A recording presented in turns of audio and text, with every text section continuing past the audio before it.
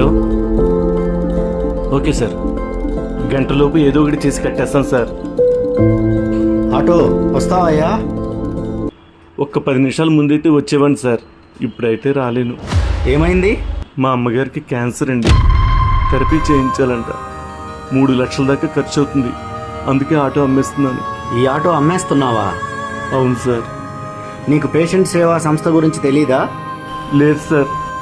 Patient సేవ అనే సంస్థ వాళ్ళు హైదరాబాద్లో ఏ జబ్బుకి ఏ హాస్పిటల్లో ఉచితంగా వైద్యం జరుగుతుందో చెప్తారు.